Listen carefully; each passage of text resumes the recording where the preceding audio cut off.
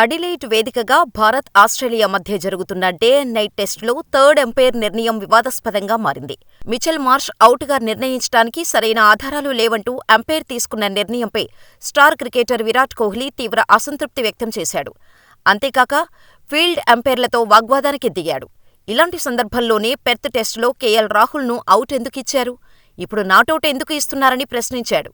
Tea విరామానికి ముందు ఆఖరి 2 ఓవర్లలో ఈ సంఘటన జరిగింది. రవిచంద్రన్ అశ్విన్ వేసిన 58వ ఓవర్ 3వ బంతిని ముందుకు వచ్చి డిఫెండ్కు ప్రయత్నించాడు. అయితే ప్యాడ్లకు తాగటంతో టీమిండియా అవుట్ అని అప్పీల్ చేసింది. ఫీల్డ్ అంపైర్ నాటౌట్ ఇవ్వటంతో విశ్వాసంతో భారత్ సమీక్షకు వెళ్లింది.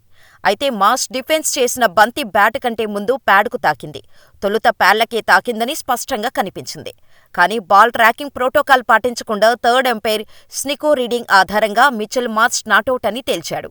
మొదట బ్యాటుకు లేదా ప్యాడ్కు తాకిందా అనటానికి సరైన ఆధారాలు లేవు అని థర్డ్ అంపైర్ పేర్కొంటూ తొలుత ప్రకటించిన నాటౌట్కే కట్టుబడి ఉండాలని ఫీల్డ్ అంపైర్కు సూచించాడు. అయితే పెర్త్ టెస్టులో ఇలాంటి సందర్భంలో కేఎల్ రాహుల్కి ఫీల్డ్ అంపైర్లకు వ్యతిరేకంగా థర్డ్ అంపైర్ నిర్ణయం తీసుకోవడం గమనార్హం. దీనిని ఉదాహరణగా తెలుపుతూ ఫీల్డ్ అంపైర్లతో అడిలెయిడ్ టెస్టులో కోహ్లీ వాదించాడు. కానీ ఫలితం లేకుండా పోయింది.